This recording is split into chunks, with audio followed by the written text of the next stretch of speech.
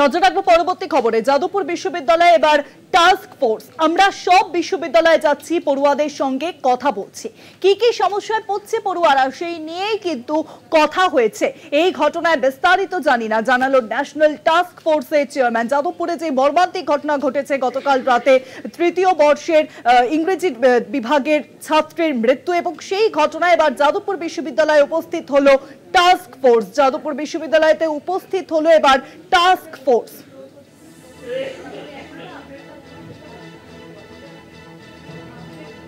No, that is something.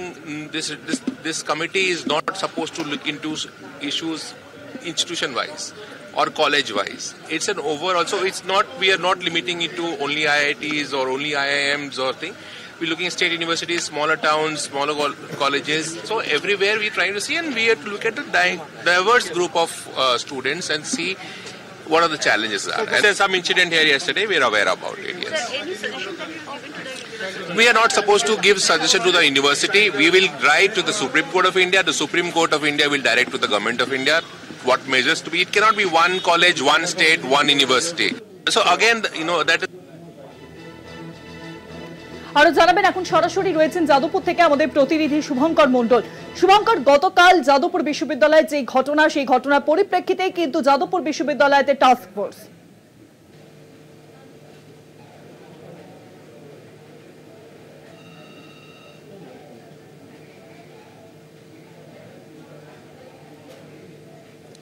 না শুভাঙ্গী, একটু আমি সংশোধন করে দিই, তাই সেই কথা বিষয়ের পরিপ্রেক্ষিতে নয়।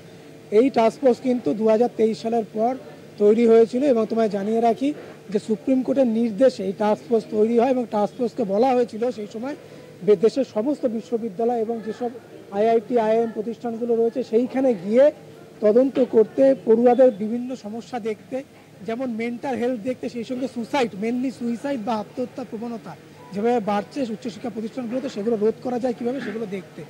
এবং আজ টাস্কফোর্সের আসার কথা ছিল, কিন্তু তার আগেই গতকাল ওই মর্মান্তিক ঘটনা ঘটে যায় যাদবপুর বিশ্ববিদ্যালয়ে।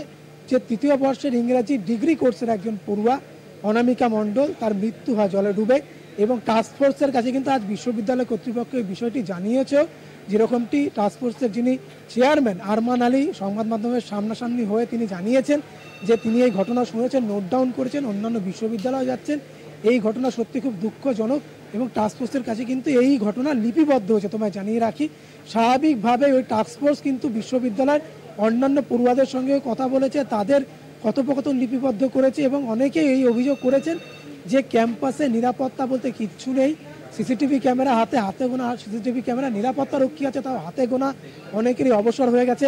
বহিরাগতরা বাইরের থেকে ভেতরে আসেন, সন্ধ্যের পর মদ গাজার ঠেক বসে এখানে, বিভিন্ন সময় এখানে মোচ্ছব চলে, এবং বহিরাগতদের হাতে আক্রান্ত হতে হয়, শ্লীলতাহানির শিকার হতে হয় পড়ুয়াদের। সেই অভিযোগও কিন্তু আজ করা হয়েছে টাস্কফোর্সের কাছে, যেটা নিয়ে কিন্তু ব্যাপক ক্ষুব্ধ টাস্কফোর্স। তার মধ্যে নতুন সংযোজন কিন্তু গতকালের এই যে ছাত্রী অনামিকা মণ্ডল, তার মৃত্যুর ঘটনা, যেটি টাস্কফোর্সকে রীতিমতো নাড়িয়ে দিয়েছে, এবং তারা এই ঘটনা লিপিবদ্ধ করেছেন। সহ উপাচার্য তরফ থেকে বিষয়টি জানানো হয়েছে টাস্কফোর্সকে, এবং এখানে শোক প্রকাশ করার পাশাপাশি তারা এই ঘটনা লিপিবদ্ধ করার সঙ্গে সঙ্গে আরমান আলী তিনি কিন্তু স্পষ্ট জানিয়েছেন যে বিষয়টি অত্যন্ত দুঃখজনক এবং দুর্ভাগ্যজনক যে একটি ক্যাম্পাসের মধ্যে এই ধরনের ঘটনা ঘটছে।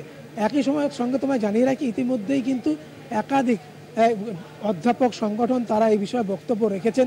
প্রত্যেকেই নিরাপত্তার দিকটির ওপরেই জোর দিয়েছেন শুভাঙ্গী, এবং তোমায় জানিয়ে রাখি স্বাভাবিকভাবেই কিন্তু বিশ্ববিদ্যালয়ের উপাচার্য তিনিও জানিয়েছেন যে সত্যি বিশ্ববিদ্যালয়ের নিরাপত্তার যথেষ্ট ঘাটতি রয়েছে। সিসিটিভির সংখ্যা তো কম রয়েছে, ইসি রেজলিউশন হয়েছিল, সেখানে 70টি সিসিটিভি বসানোর কথা হয়েছিল, সেই যে কোটেশন সেটি রাজ্যের কাছে পাঠানো হলো। এখনও পর্যন্ত সেই 70টি সিসিটিভির জন্য বরাদ্দ যে 68 লক্ষ টাকা, সেই টাকা এখনও এসে পৌঁছায়নি, তাই সেই সিসিটিভি বসানো যায়নি।